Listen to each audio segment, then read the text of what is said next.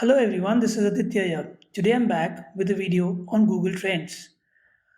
While conducting the secondary research exercise, one of the major things that I consider is I look at Google Trends to understand what is the search volume of that specific aspect in the specific geography. Now, it is important because it gives me an idea of what people are thinking and what people are searching online, as online is fast becoming a very important medium. While this is not the only thing that we look at in secondary research, it is definitely one of the things that we need to consider. Let's take an example. Consider the case that we want to understand Android versus iOS. How many people have searched for Android or how many people have searched for iOS? Say these two words just in case, just as an example. So, in such a case, all I need to do is I need to compare the search volumes of Android versus iOS on Google Trends. But what is critical for me is to mention the category within which this is being done. So in this case, it's a no-brainer, right? It will be in the case of technology. But if it were to do with certain categories which play in multiple things, for example, when it comes to ingredients, if I just say turmeric, turmeric can be turmeric the powder or turmeric as an ingredient, right? So we need to specify what category that we are looking at and consider the search volumes accordingly. We can also filter the search volumes or search trends in a specific geography. So that is something that we can do with the help of Google search trends, and that is what I will demonstrate in today's video. So here we are on the Google Trends website, right? But the thing that we need to note is this is with regards to the United States. Now, if I have to change the region, I can also do that by just looking at the region here. So I'm looking at India right now. So I will select India here. Yeah. Now that is the first step that we need to know. Where exactly are we trying to find out the search volumes for? Or we are trying to look at the search volumes for. Now, after this, what I can do is I can search for a specific topic. Now, let's take the example that I'm looking for, say, trends in hair care, and I'm trying to look at how many people are looking for conditioner, how many people are looking for hair oils, and how many people are looking for hair serums and shampoos in India. So, this is what I'm trying to gauge through this particular video. So here in this case, I'll have to type each of these categories one by one in order to start the search. So here let's go about this. The minute I press enter, type hair oil and press enter, it gives me the search volumes. Now this can be modified as usual because this is what we have selected for India. This is the time period. This is the categories which I was referring to earlier. So in this case, it has to be beauty and fitness, or let's look at if there's something called personal care here. There is no personal care, so let's keep it as beauty and fitness. And here I'm looking at web search volumes.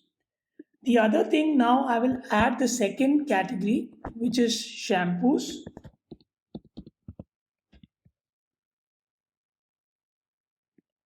Let's try shampoo. Yeah, there it goes. So you can also see the minute I put an extra S, the search volumes were very low, right?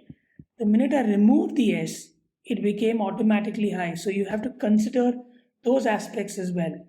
Let's look at serums, or let's be more specific, let's call it hair serums. So hair serums is also having some trend here. And the fourth category is hair conditioner.